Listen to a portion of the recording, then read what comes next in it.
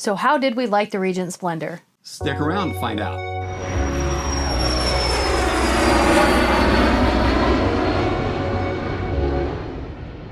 So here's the bottom line. There is no more elegant ship than we have ever sailed on than the Regent Splendor. There are so many things we loved about the Splendor, but as with anything, there are always going to be something that doesn't go quite right. Now, we believe that cruising is a personal experience and different people can have different perspectives on the same cruise. So these are just our observations and thoughts of our cruise.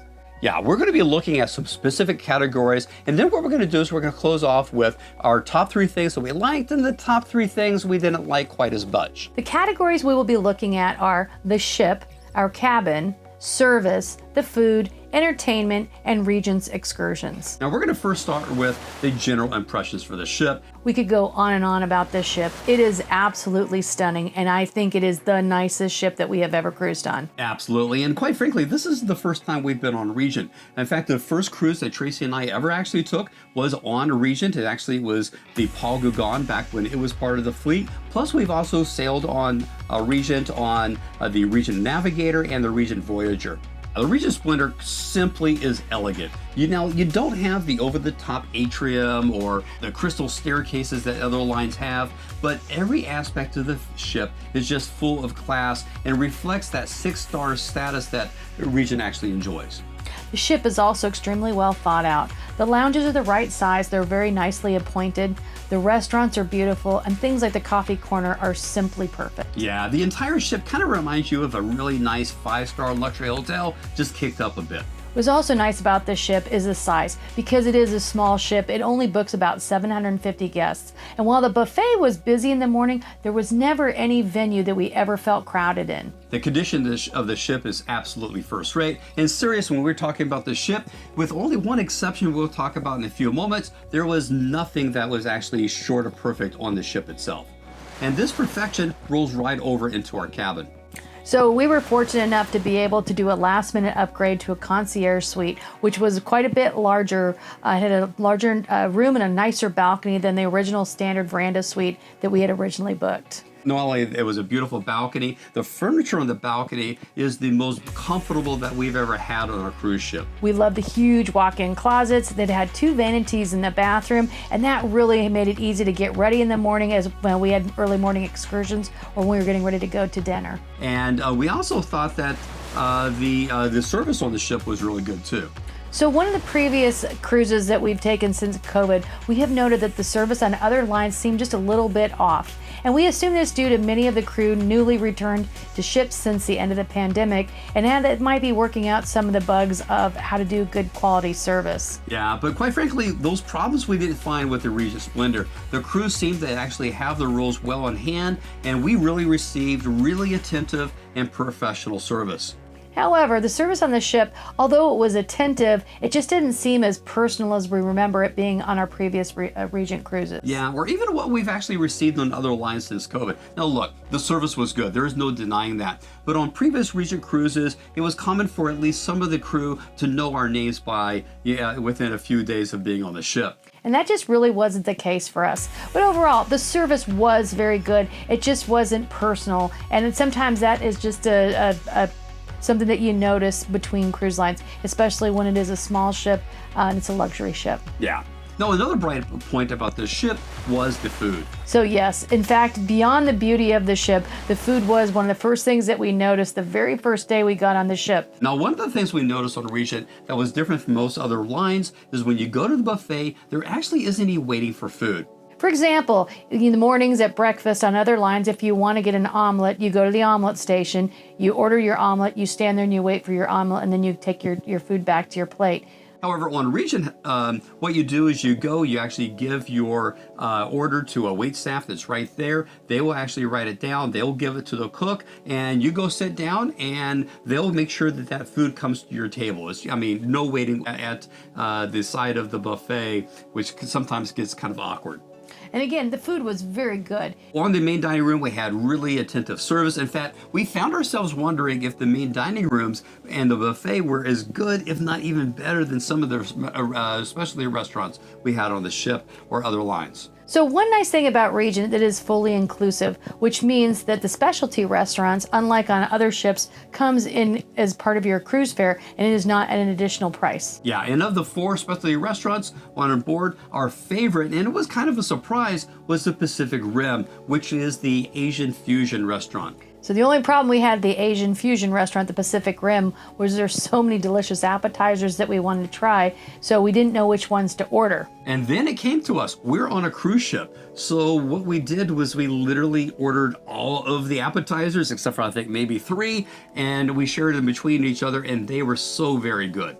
And unfortunately, however, by the time the entrees arrived, And they were very tasty as well. we were just really full. They were very full. Now, the restaurant that kind of surprised us most was La Veranda. So La Veranda is a ship's Italian restaurant. It's not quite a specialty restaurant as reservations are not required to dine there. And the space is actually used in the evening. So in the morning, it is the buffet for breakfast, and I think it's for lunch. And at dinner time, it becomes kind of a quasi-buffet a la carte restaurant. That's how I would explain it. It really becomes kind of this hybrid restaurant between a buffet, which you go get appetizers, but you also have table service. They'll bring appetizers and the entrees through table service. So we usually don't get too excited about Italian fare, but however, the food was very good on this particular dining experience, and the service, I think, was one of the best ones we had of all the places that we went to. Yeah, no, one thing to keep in mind about the La Veranda is it can actually be very difficult to get into. In fact, we met a couple couples that were on board in the same cruise, and they had been trying to get into La Veranda and were not able to get into it for the entire cruise. So what we figured out is your best bet is if you want to dine there is to get there right as it opens, right around 6:30 in the evening to make sure you have a spot. Yeah. Prime 7, however, was a steak restaurant, and it was good, but it was nothing special. Yeah, and we understand that, I mean, we're from Texas. It's hard to impress people from Texas about steak, but quite frankly, I thought their appetizers were completely uninspiring and quite frankly, below what we've had on many other lines. Now, while we loved the main dining room, the buffet, Pacific Rim, and La Veranda, our biggest disappointment actually wasn't Prime 7, it was Chartreuse, which is the French restaurant.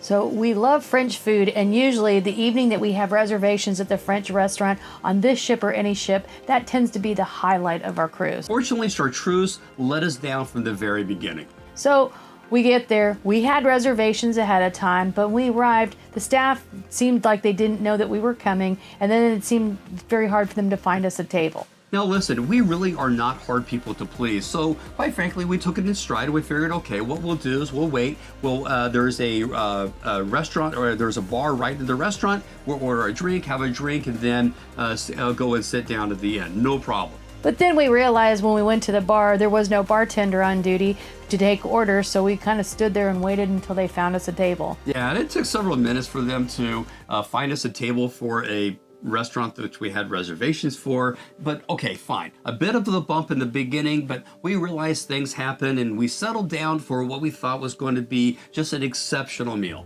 But it wasn't. So we found that, unfortunately, this restaurant, Chartreuse, was the worst that we've had in any cruise restaurant since COVID. Yeah, I mean, we're absolutely the worst service on any restaurant. I mean, the waiter seemed to be impatient when he was taking our orders, and then after he got his orders, we, quite frankly, it was hard to be able to find him for the rest of the meal. And it wasn't just the waiters. We were nearly finished with the second course before we were able to wave down the sommelier to order our wine that was supposed to be there for our first and second course. Yeah, and then remember, this is a small specialty restaurant on a ship that's supposed to be a 6-star line, and there was probably no more than maybe 10 tables with diners that were there. They were absolutely not swamped and busy. And then when the food came, it was kind of blah and more of a caricature of what French food is supposed to be like, rather than the creation of chefs on a 6-star cruise line. Now, while we were disappointed with Chartreuse, we went in thinking that, okay, listen, the room service food we weren't going to have a whole lot of high hopes for, but even with us kind of, lowering our expectations, it was kind of a disappointment as well. So, for example, we ordered room service for lunch one day. It was a sea day, and despite only 750 passengers on the ship, it took about 45 minutes for the food to show up. And then when it showed up, it really wasn't all that great. And the biggest problem on that particular thing with room service was one of the nights, the night before all-day excursion, we had to be out early, so we pre-ordered our breakfast, expecting it to show up in plenty of time for us to catch our trip for our excursion. However, it didn't show up. Yeah, the next morning, breakfast never showed up, which kind of put us in a position we had to scramble to get some food because we were actually having an all-day excursion there, which really kind of, it was a disappointment. We expected more. And I know it seems that we were being critical, but we were really surprised at how good the food in the main dining room was. And it was really at the level that you expect on most specialty dining restaurants on other cruise lines. Now, another thing we really thought was really good was the entertainment on the ship. It really was pretty good. Now, on such a small cruise line, you're not going to get those large Broadway type shows on a ship like the Splendor, but the theater shows were actually still really pretty good. The quality of the singers were phenomenal, as were the dancers. And Regent also uses their performers as customer ambassadors on board as a way that we have not seen on other large cruise lines. Yeah, in fact, even the girl that checked us in when we got to the port on embarkation day was actually one of the performers, and we would see her and the other performers on the ship regularly as they're helping out with the different activities on the ship. While the pianist who played in the observation lounge wasn't really that great, we were impressed by the couple who sang in the Splendor Lounge every night. In fact, we were so impressed with them that going to the Splendor Lounge before dinner just to listen to them sing really became kind of our nightly routine on the Splendor. There was also a fantastic comedian on board who we enjoyed. He was an illusionist and he was quite funny. Yeah, and additionally, when we had to cancel one of our stops, or at least the ship canceled one of our stops because of weather and gave us an impromptu sea day, he actually stepped in and gave us a really nice talk on what is it like to be an illusionist, some of the illusionists he had been. I mean, it was entertaining and interesting. It was a great enrichment. In fact, the enrichment activities are something that Regent did very well on this cruise. Several times on the cruise, we had a speaker who I believe worked at the State Department who gave some really incredibly interesting talks, giving us insight into the history and the political situation and climate of several of the different ports that we were about ready to visit.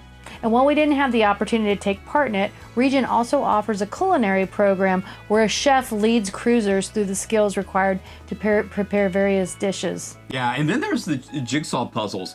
Across from the coffee corner, which we actually love the coffee corner, there's an area that's specifically set up for guests to be able to work on jigsaw puzzles that are provided by the ship. And to our surprise, every time we walk by there always seems to be someone that was working on a jigsaw puzzle anytime throughout the day or the evening. And for those who gamble, there is a small casino. While casinos are not our thing to do on a cruise, we did appreciate that it was non-smoking, and that meant that you didn't get that cigarette smell that you get on other cruise lines that do have smoking in the lounges. Yeah, now with that said, I enjoyed that the Regent Splendor had a very comfortable cigar lounge. And unlike some of the other ship cigar lounges I've been in, this one had a really good air purifier that actually made it a pretty enjoyable environment to enjoying a cigar.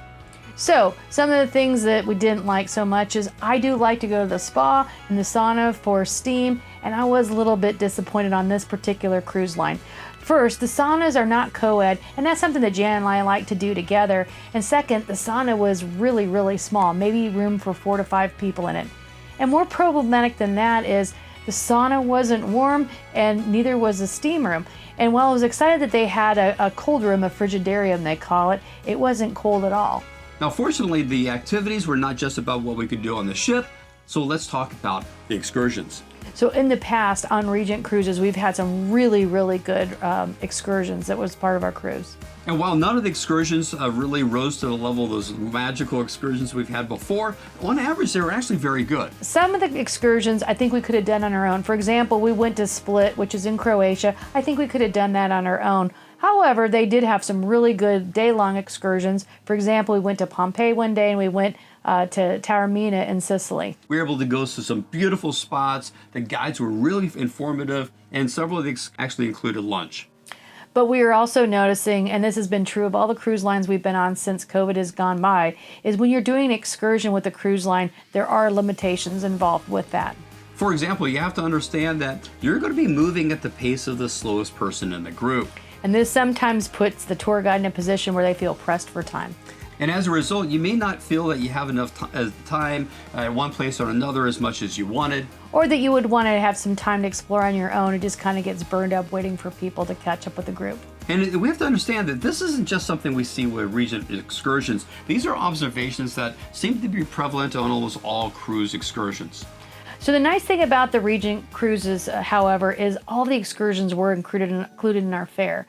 And that's really a big difference is that Regent has over other cruise lines. What we've done so far, we've talked about the ship overall, we talked about the rooms, we talked about the service, the food, the entertainment, excursions. Now what we're going to do is we're going to look at the 3 things we most liked, the 3 things that we least liked. Of the things that we really liked about the ship, the number one thing I think is the Regent Splendor is the ship itself. The Splendor is a stunning ship that not only is exceptionally elegant, but is so well laid out. I mean, the design of the ship and how they portioned the space, none of the venues seemed like they were too small. It was the right size. Plus, it was incredibly easy to be able to navigate from one part to the other part of the ship. It was just very, very easy. Now, while we were not fans of the 2 specialty restaurants, Chartreuse and Prime 7, which are usually our favorite types of specialty restaurants on the cruise, the food on board is our second favorite thing about the Regent Splendor. Yeah, I mean, easily the Splendor has had the best food of any of the cruise lines that we have sailed on up to that point since COVID. So when the main dining room is pushing out that much food at that level, it is better than what we have seen at specialty restaurants on other cruise lines. Now last, and this extends to all of Regent, the third thing that we most liked about our cruise was Regent's all-inclusive model. While there are a few things that are extra charges, such as a culinary program or getting a special spa treatment, the other things, such as your drinks, your specialty restaurants, and your excursions are fully included in your fare. Yeah, in fact, at the end of the cruise, not only did we not have a bill or a balance on our account, guest services actually gave us several $100s that we got and that doesn't happen very often, quite frankly.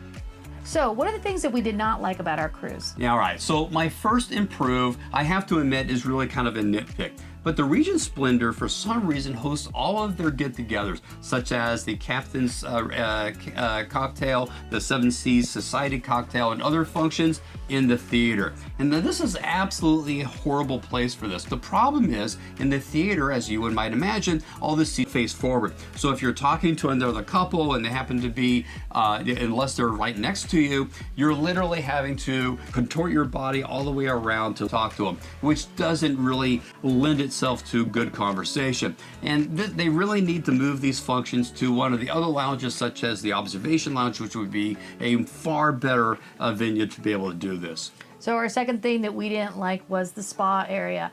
It's one of the things that Regent always touts is that they have a very nice spa. Unfortunately, to me, the sauna and the steam room, they're not co-ed, they're not really big.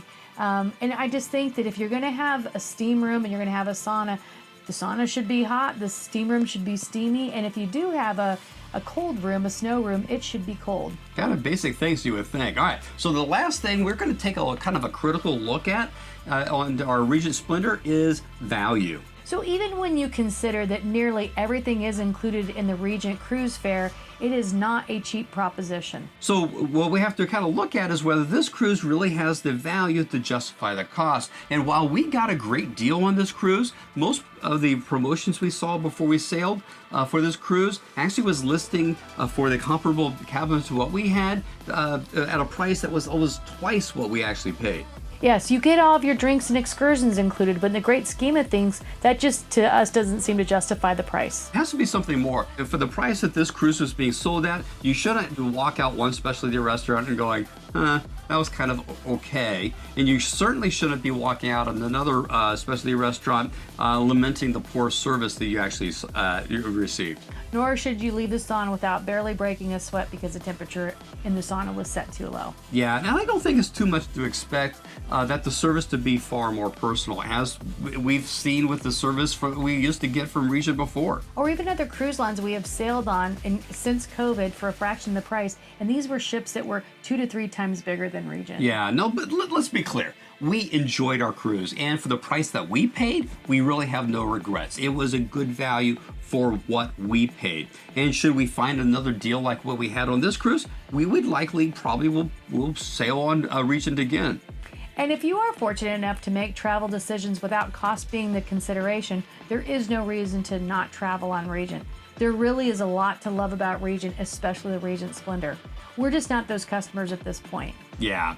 You might have noticed that the cabin we filmed this review in was not our concierge suite on the Regent Splendor. Instead, it was on the Oceana Marina. See, after we disembarked the Regent Splendor, we explored Rome once again for 2 days before beginning our first transatlantic crossing that takes us from Rome to Miami. So be sure to continue traveling with us and don't forget to watch our Regent ship and suite tours. And as always, keep on traveling.